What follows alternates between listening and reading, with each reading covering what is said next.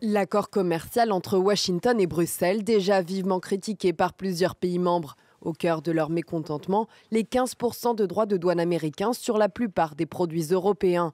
Un déséquilibre flagrant pour le Premier ministre français.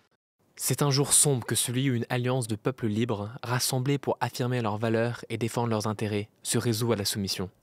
Même virulence exprimée par son homologue hongrois. Il ne s'agit pas d'un accord passé par le président Donald Trump avec Ursula von der Leyen. Donald Trump a mangé Ursula von der Leyen au petit déjeuner. Voilà ce qui s'est passé. D'autres dirigeants, au contraire, se sont dit soulagés, comme le chancelier Friedrich Merz, car l'automobile, la chimie et l'industrie allemande dépendent particulièrement des exportations. La Finlande, la Suède, l'Irlande et les Pays-Bas ont affirmé que les relations commerciales seront plus prévisibles après des mois de menaces. L'Europe du Sud s'est aussi dite satisfaite. Je soutiens cet accord commercial, mais je le fais sans enthousiasme. J'ai toujours pensé et je continue à penser qu'une escalade commerciale entre l'Europe et les États-Unis aurait des conséquences imprévisibles et potentiellement dévastatrices.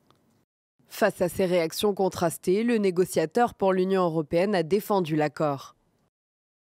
Une guerre commerciale peut sembler attrayante pour certains, mais elle entraînerait de graves conséquences. Avec un tarif de 30%, notre commerce transatlantique s'arrêterait.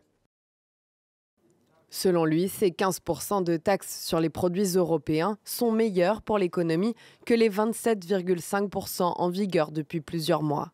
Bruxelles salue aussi le fait que certains produits agricoles et aéronautiques soient exemptés de droits de douane car jugés stratégiques par les États-Unis.